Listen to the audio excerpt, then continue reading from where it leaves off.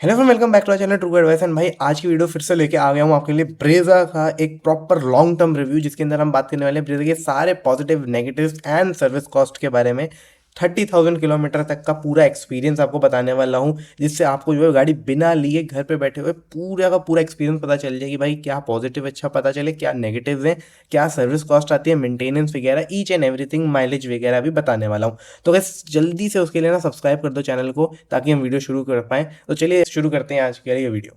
सबसे पहले guys, Brezza mileage कितना देती है सिटी के अंदर एंड हाईवे के ऊपर। तो गाइस सिटी के अंदर अगर मैं बात करूँ तो सिटी के अंदर क्या है ना कि मिक्सिंग है आपका विद एसी बताऊंगा। वैसे तो देखो, हमने बहुत सारे माइलेज टेस्ट करे हुए हैं, आप हमारे चैनल के ऊपर जाकर देख सकते हो हर टाइम का कि भाई जब बारिशें होती है तब कितना देती है, ठंड होती है, गर्मी, सारी जो इतनी भी चीज़ें हैं, पहाड़ों का भी हाईवे का भी, हर का माइलेज टेस्ट अवेलेबल है ब्रेजा के लिए।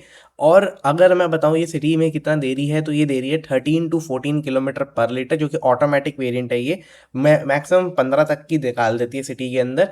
अगर हम बात करें हाईवे की तो 19 to 21 ये है इसकी रेंज, जो हाईवे के ऊपर ये माइलेज निकाल के देती है। एंड ये कोई ऐसा नहीं है कि हाईवे के ऊपर अकेला बंदे ने बैठ के टेस्ट किया, 3 बंदे विद फुल लगेज गाड़ी का इस हिसाब से पूरा रहता है। 5 बंदे विद फुल लगेज भी हमने जो है वो टेस्ट करा हुआ है, तो वो भी आप जाके हमारे चैनल के ऊपर देख सकते हैं।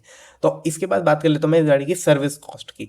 तो देखिए, फर्स्ट एंड सेकंड सर्विस बिल्कुल फ्री रहती है। जो आपकी 10,000 किलोमीटर वाली थर्ड सर्विस आती है, उसके अंदर आपका जो खर्चा आता है वो आता है कम तकरीबन 3,000 रुपीज़ का, जिसमें लेबर फ्री रहता है। इसके बाद 20,000 किलोमीटर की सर्विस आती है, जिसमें थोड़ा सा आपका मेजर काम होता है, और जो है वो टोटल आपका जो खर्चा बनता है वो करीबन करीबन 6 to 7,000 रुपीज़ का बनता है। और अगर हम बात कर लेते हैं वहीं पर 30,000 किलोमीटर की सर्विस की, तो उसका भी खर्चा सेम ऐसा ही रहता है, 5 to 6,000 रुपीज़। इससे ज़्यादा खर्चा आपकी ब्रेजा के अंदर नहीं आएगा, जब तक कोई मेजर काम नहीं करा रहे या फिर कुछ आपके अब पर्सनल कुछ काम आप एक्स्ट्रा करवा लेंगे तो। बट यूजुअली जो है मैक्सिमम 7 से 8 9 हज़ार ही जाएगा। बट इसके लिए एक कंडीशन है, आपको वहीं बैठ के वो सब कुछ देखना पड़ेगा। इससे पहले मारुति वाले कुछ भी, जो कि अगर आप घर पे बैठ के आराम से जो है पिकअप एंड ड्रॉप करा रहे हैं, तो आपका वो खर्चा मैंने देखा हुआ है ब्रेजा का, सेम मेरा वाले मॉडल का 15 से 16 हज़ार रुपये भी बना देते हैं वो सर्विस का, अगर आप घर पे बैठे बैठे करवा लेते हो तो। उसके अंदर खर्चे खुर्चे जोड़ बिल्कुल उनका माइंडसेट जो है वो लूटने वाला रहता है। तो इसलिए खुद जाओ, खुद देखो, मेरी तरह बिल्कुल सर्विस के अंदर एक पूरे साल गाड़ी जो है वो आपकी सर्विस देती है आपको। तो आप भी जो है वो करीबन एक दिन पूरे साल के अंदर निकाल के जो है वो कुछ घंटे, 5 6 घंटे जो है वो गाड़ी को सामने सामने अपने दे दो, आपका ही बल्कि उल्टा खर्चा बचेगा। तो now let's talk about all positives and negatives, और हमेशा की तरह मैं शुरू करूंगा नेगेटिव्स के साथ।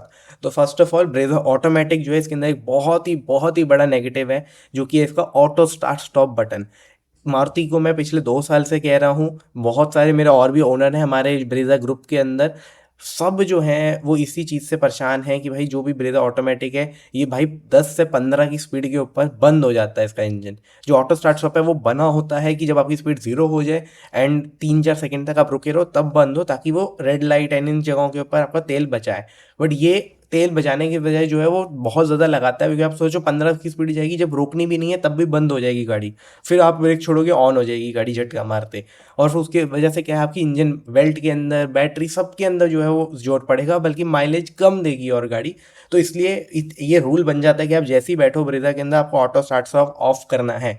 मैनुअल के अंदर ये इशू नहीं है, मैनुअल जो स्मार्ट हाइब्रिड वेरिएंट है उसमें ऑटो स्टार्ट स्टॉप आता है, जो नॉन हाइब्रिड है उसमें आता भी नहीं है। तो जो भी स्मार्ट हाइब्रिड मैनुअल है वो बहुत अच्छा वर्क करता है, बट ऑटोमेटिक के अंदर बहुत ही बेकार मारुति का कैलिब्रेशन है। तो ये वाली चीज़ आपको जो है वो एक बार ऑफ करनी होगी, बिकॉज आप परमानेंट नहीं कर सकते उसे। तो जब भी आप बैठोगे उसको ऑफ कर दो, तो वो नेगेटिव हट जाता है एक तरीके से। फिर इसके बाद एक बहुत बड़ा नेगेटिव आता है कि भाई जिस हिसाब से ब्रेजा की कॉस्टिंग है, बिफोर द जीएसटी ये गाड़ी 16 लाख प्लस कॉस्ट कर रही थी, 16.5 लाख रुपए top model automatic and manual 14 lakh रुपए। अब जी आफ्टर जीएसटी ये जो है मैनुअल टॉप मॉडल करीबन 13 लाख कुछ थाउजेंड का पड़ रहा है, एंड ये वाला जो पर्टिकुलर है आप देख रहे हैं ZX5 प्लस ऑटोमेटिक, ये कॉस्ट कर रहा है 14,70,000 80,000 ऐसा कुछ।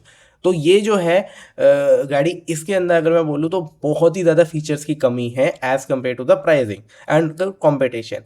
गाड़ी के अंदर देखने के लिए तो देखो feature 360 degree camera, heads up display, ये सारे आते हैं, पर एक इशू है कि आपको इसके अंदर वेंटिलेटेड सीट नहीं मिलती, आपको लेदर अपॉल्स्ट्री नहीं मिलती इतने रेट में, एंड एक बहुत इंपॉर्टेंट टीपीएमएस का फीचर नहीं मिलता। हालांकि एक हमारी वीडियो आ रही है, उसके लिए आप सब्सक्राइब करके रख सकते हैं, जिसके अंदर मैं आपको एक बहुत अच्छा जो है वो आपका टायर इन्फ्लेटर दिखाने वाला हूँ, जो कि काफ़ी ईजी टू यूज़ है और बहुत ही अच्छी क्वालिटी का है। उससे क्या है कि आप जब भी घर पे एक बार हो, कभी भी आप एक हफ्ते में एक बार वीकेंड पे चेक कर सकते हैं कि कितनी हवा है, जिसमें कम हो उतने में आप भर भी सकते हैं। तो इसकी वीडियो जल्दी आ रही है, उसके लिए चैनल को सब्सक्राइब करके आप रख सकते हैं। इसके बाद टीपीएमएस जैसे मैंने बताया, वेंटिलेटेड सीट्स की कमी है, आपको लेदर अपॉल्स्ट्री नहीं मिलती कार के अंदर बिल्कुल भी, आपको सिर्फ स्टीयरिंग पे लेदर मिलता है।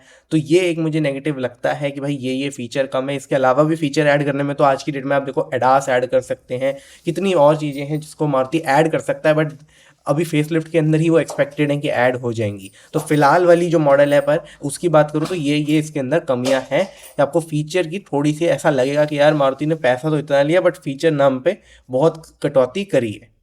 इसके बाद एक बहुत छोटा सा नेगेटिव बोलूँगा कि इसके अंदर एक एडिशनल ऑप्शन मेरे हिसाब से अभी ही दे देनी चाहिए थी। एक 1 लीटर का जैसे फ्रॉन्क्स के अंदर टर्बो इंजन आता है, तो टॉप मॉडल या सेकंड टॉप के अंदर एक एडिशनल ऑप्शन देनी चाहिए थी कि भाई हाँ, अगर आप इस प्राइस के अंदर थोड़े 50,000 रुपये ज़्यादा खर्चोगे तो आपको टर्बो इंजन मिल सकता है। तो उसमें क्या हो जाता है कि जिन बंदों को थोड़ा सा ज़्यादा भगाने का शौक है उनकी भी नीड पूरी हो जाती है। दो एक बहुत ही ज़्यादा आज तक का detailed city drive review Brezza का जल्दी आने वाला है चैनल के ऊपर, सारे एस्पेक्ट उसके अंदर जो है कवर करने वाला हूँ।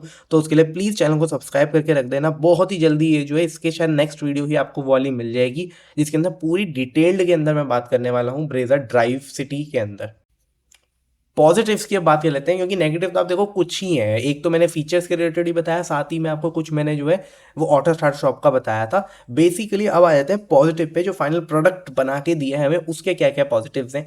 तो ब्रेजा का सबसे पहला मैं पॉजिटिव बोलूंगा कि आपको इस गाड़ी के अंदर मारुति की सारी गाड़ियों के कंपैरिजन में सबसे अच्छी बिल्ड क्वालिटी मिलती है।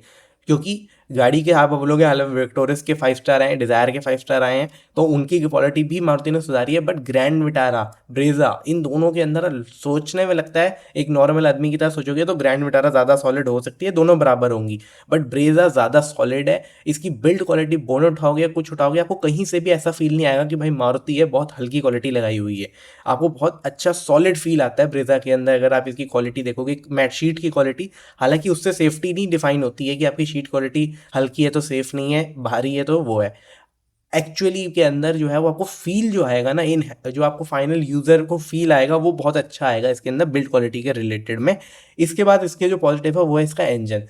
बहुत ही स्मूथ, बहुत ही रिफाइंड इंजन है। 4 सिलेंडर 1.5 लीटर मिलता है। आपको जो है वो चढ़ाई कर रहे हो, कुछ कर रहे हो मॉल की जैसे पार्किंग वगैरह की, तो कोई जोर नहीं लगता गाड़ी का ज़्यादा, और आप आराम से गाड़ी चढ़ जाती है because of higher capacity engine.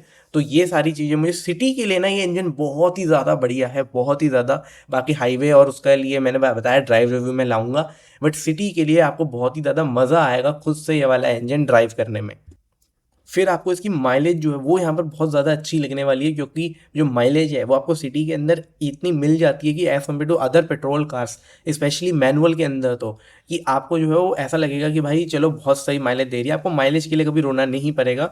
अगर आप जो है वो थोड़ा आपकी ड्राइविंग कंडीशन सही है, मतलब बिल्कुल बम्पर टू बम्पर है, तो आपको वही 12 तक की माइलेज आएगी। बट अगर थोड़े से खुला एरिया आप चलाते हैं देन आपको ईजिली गाड़ी को, जैसे मैंने बताया, 14 से 15 तक की माइलेज निकाल देती है। तो आपको वो चीज़ में बहुत मज़ा आने वाला है गाड़ी का। आपको मेंटेनेंस भी, सर्विस वगैरह की बहुत ज़्यादा नहीं लगेगी as compare to other car, ठीक ठाक आपको मिल जाती है। एंड कुछ अगर आप ज़्यादा कट ऑफ कराते हो और बहुत अच्छे से बिल पढ़ के सिर्फ ज़रूरी चीज़ें कराओगे तो इवन अंडर 5,000 भी आती है। क्योंकि जो है मेरा वाला स्पेसिफिकली टॉप वेरिएंट है, तो अगर आपका लोअर वेरिएंट हो तो मारुति थोड़ा सा जो होते हैं सर्विस सेंटर वाले वो ज़्यादा इतना भी नहीं सोचते कि भाई टॉप लिया है सबसे तो लूट लो, तो उसका भी थोड़ा फ़र्क रह जाता है सर्विस कॉस्ट। अगर आप LXi VXi इन टाइप के वेरिएंट ले रहे हो तो उसकी और कम आती है, अंडर 5,000 भी हो जाएगी उसकी सर्विस। तो ये एक बहुत अच्छा प्लस पॉइंट है।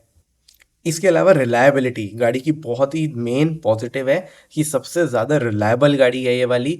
मतलब सबसे ज़्यादा कि इंजन आपको पता ही है, बुलेट प्रूफ रिलायबिलिटी है। बट उसके अलावा जैसे मैंने बताया था कुछ फीचर कम दिए हुए मारुति ने, पर जो दिए हैं ना वो सारी फीचर चलते हैं। तो ऐसा कुछ भी नहीं होगा कि भाई ये मिला है ये चीज़ चल नहीं रही, ये प्रॉब्लम आ रही है सर्विस सेंटर, ये ऐसा कोई प्रॉब्लम नहीं आएगा। जो चलेगा वो जो मिलेगा वो चलेगा। 360 डिग्री कैमरा है, बहुत अच्छी क्वालिटी है उसकी। हेड्स अप डिस्प्ले जो है is a type of feature जो कि आप बोलोगे कि हाँ रिक्वायरमेंट लिस्ट में नहीं होना चाहिए आपकी, पर आपको अगर वो आपको मिला है जो यू विल लव डैट। गाड़ी के अंदर प्रॉपर 5 बंदे बिठाने की जगह मिल जाती है, पीछे 3 बंदे कंफर्टेबली ब्रेजा के अंदर बैठ पाते हैं विदाउट एनी इशू। तो 5 एडल्ट प्रॉपर बिठा के मैं 10 घंटे की ड्राइव भी करी है, वीडियो भी अपलोडेड है उसकी, पिछले साल करी थी मैंने। तो वो उसमें भी गाड़ी को कोई इशू नहीं आता है, पहाड़ों के ऊपर भी बिल्कुल इशू नहीं आता।